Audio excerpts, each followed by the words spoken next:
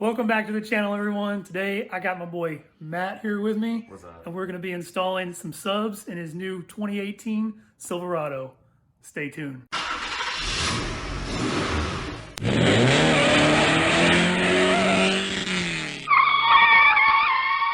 Here's everything that we're going to be installing today. We've got our sub box, our two 12-inch JL Audio shallow mount subs, Hyphonics amp, the wiring kit that Matt got off of Amazon. So it's got our power wire, ground wire, we've got our inline fuse, all of our connectors. He did have to buy this separately, so it's a line out converter to get our signal to the subs. We have all of our wiring in there and then our conduit to clean it all up with.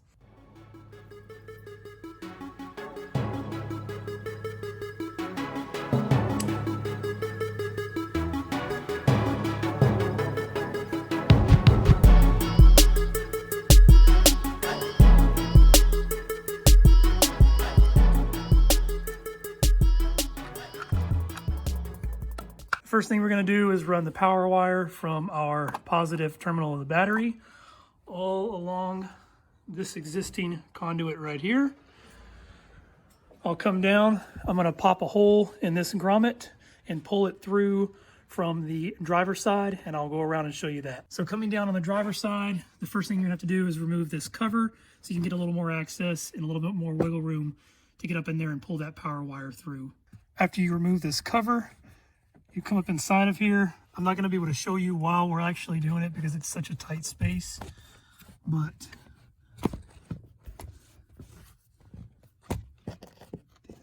that is the grommet that you're going to be coming through. So we're going to pop a hole in from the outside. I'm going to reach my hand up in here, and while Matt's pushing it through, I'll grab it and pull it all the way in. I'm going to go ahead and pop a hole in the grommet right here with my X-Acto knife, and then we'll start running the power wire.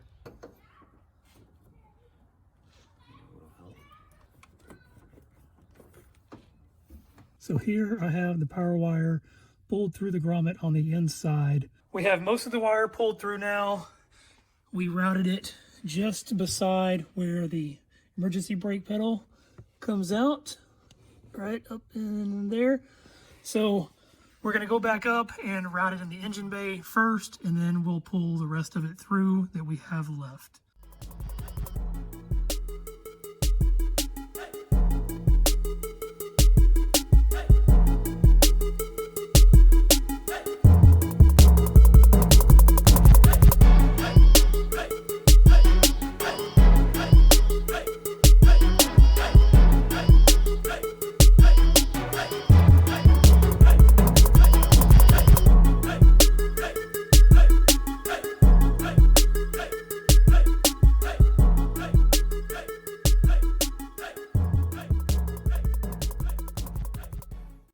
Power wire and inline fuse ready to go. It's next to the battery so we can connect it up whenever we're done with the install. We've got it running along this existing factory conduit with zip ties. And then all the way over here, it's going through the grommet and the firewall, and we pulled all the excess through. Now that we've got the power wire ran all the way through the firewall, before I run it any further, I'm gonna pop this side panel off to get to the fuse box because that's where we're gonna run our remote turn on. Just letting you guys know, if you're doing this yourself, it does take quite a bit of pressure to pop this thing off. When you stick this little tool in between those little spots, you just kind of have to feel for where the clip is at and push really hard, and it will pop away.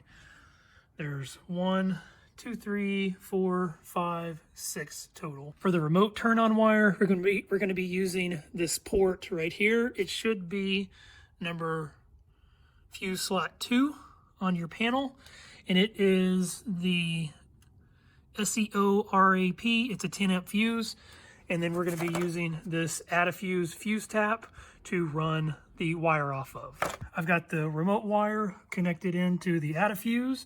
I've got both of my 10 amp fuses into the add a fuse. I'm going to plug it in to the slot up here, and then we'll route it down and through these panels. We have our fuse box cover back on. We have our power wire and remote turn on wire. I'm going to pop this panel right here up. There's just a few clips down there. It'll take this whole piece out, and then we'll run both wires underneath here.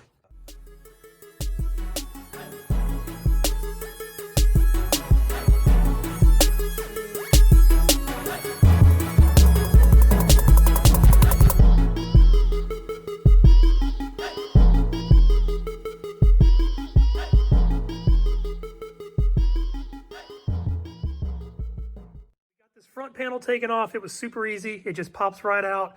I want to get access to this little panel right here so that we can run the wires underneath. But to get to this back part, I'm going to have to take off the middle column, which we're going to have to take off anyway to get to our signal wires. To start taking off this center column, I'm going to pop off this little piece right here. Just like the front, it's going to pop straight up and it'll pull straight out. And then for this center column, we're going to remove the carpet.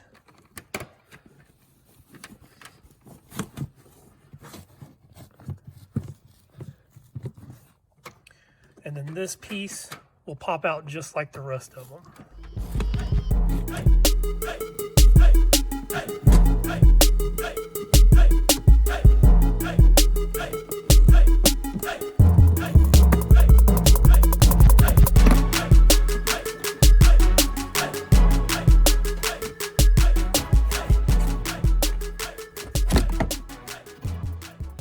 And there we go. Now that we have the center column off, I'm going to get access to this little piece right here.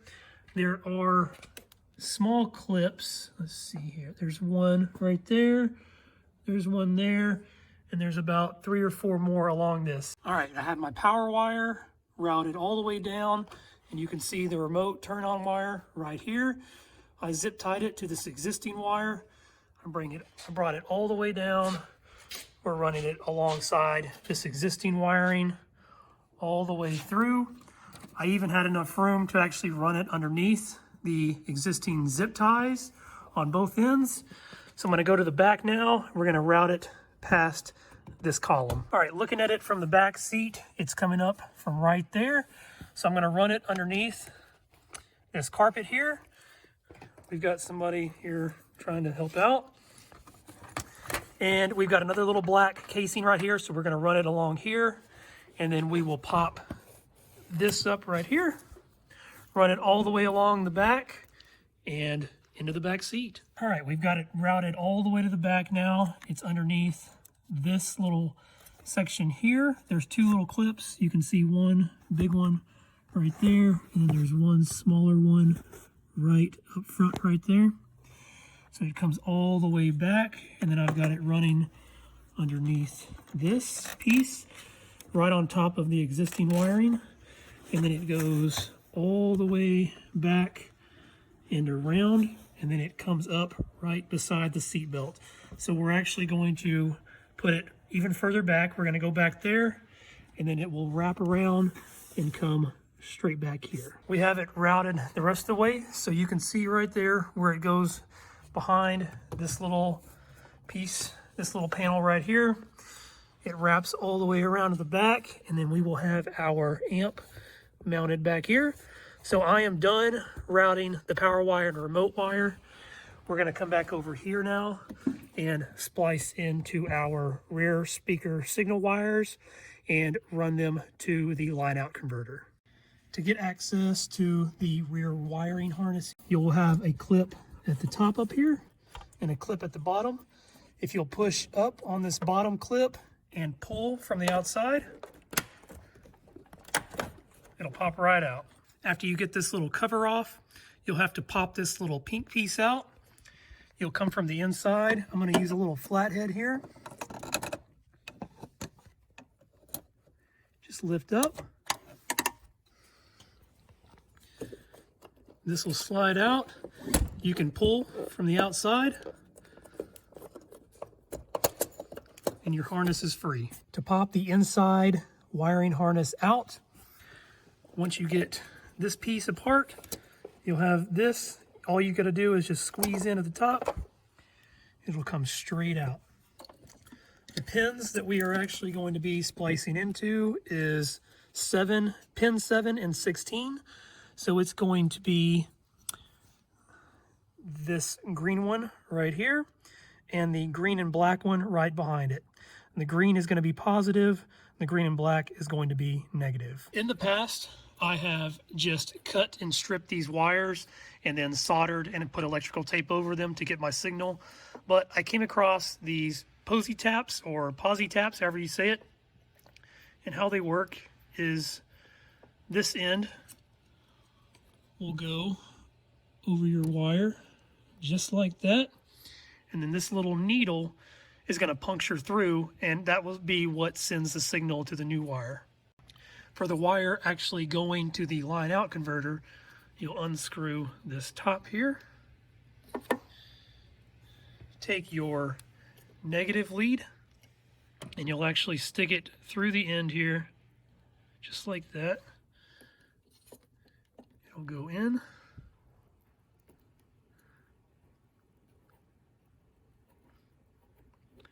You'll screw it down.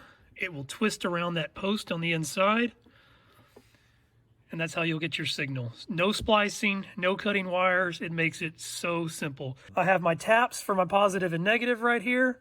I'm gonna go ahead and plug the harness back in, and then we'll run these wires down and along with the power wire and the remote turn on. We've got the factory harness put back in. It's all put back together.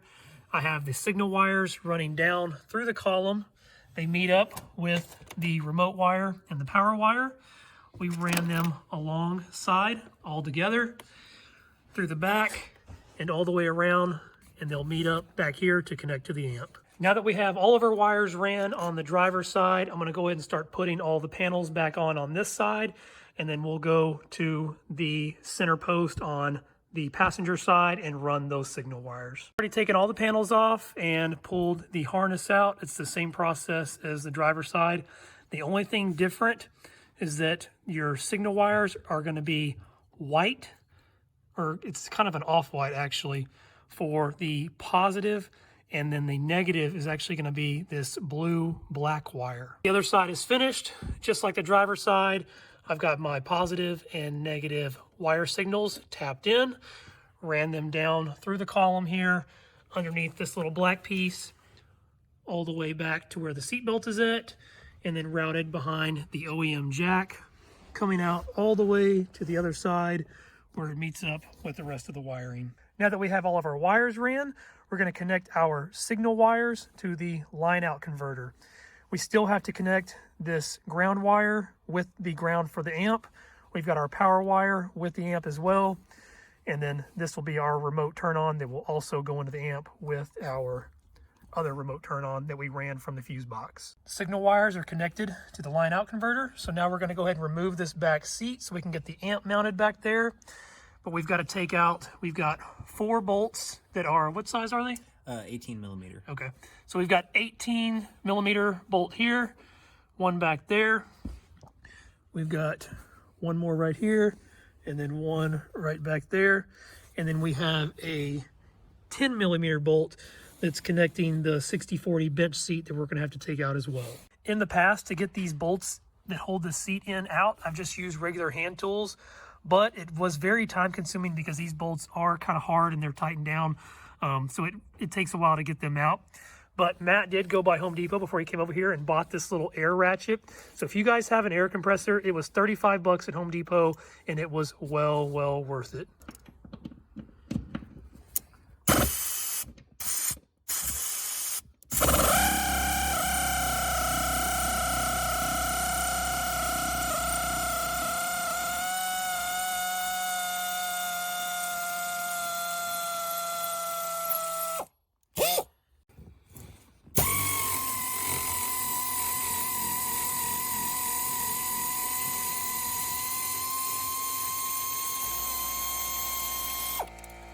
Now that we have all the bolts removed, we can go ahead and lift this seat up and move it forward. After we tried moving the back seat, we did realize that there is one more 10 mil bolt right up there that is connecting the 60/40 split. So we're going to take that out, and then we should be able to get this back seat up.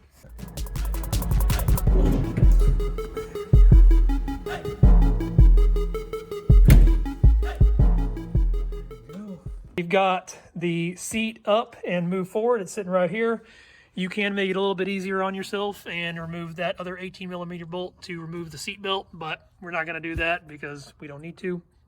So we're going to go ahead and get the amp back here, get the amp mounted to the back of this wall. We've got the amp mounted up. There wasn't a whole lot of places to actually mount this thing, so what we ended up doing was using these little push tab zip ties. I drilled a hole into this backing, push the tab in, and then it's zip tied through the amps mounting location. So we've got one on this side and then one over here. So now we're going to go ahead and start wiring this thing up. We've got the amp all wired up. We have our 12-volt power lead here. We've got our ground, our remote turn on. We have the line out converter with the RCAs coming from it. They are all plugged in.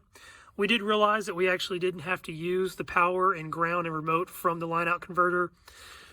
Those actually, for some reason, it kept the amp turned on all the time, and the RAP, the accessory port that we used for the remote turn on, was staying on all the time. So we disconnected those. It's working great. We've got our speaker wires hooked up. We actually connected them to the subwoofers. They work great. One thing to note though is we did end up having to use regular zip ties and just pop another hole on either side. While I was connecting the wires, it actually ripped through and they weren't holding well. So it's not the best looking, but this is all going to be hidden behind the back seat, so no big deal. So we're going to get this back seat on, bolted back down. We'll clean up this wiring and then get these subs in here. All right, we've got the back seat back in. It did take both of us to get it all lined up, but it didn't take too long. You can see where the line out converter is back there. We've got the RCAs hidden behind this little pad right here. Come over here, here's our amp, here's our ground wire, and then here are our speaker wires coming out. So we'll get them connected to the subs and start it up. This is a down firing box, so the subs actually will be facing downward, but I did want to go ahead and show you guys the subs actually hitting, and then we will get this thing flipped and we'll call it a wrap.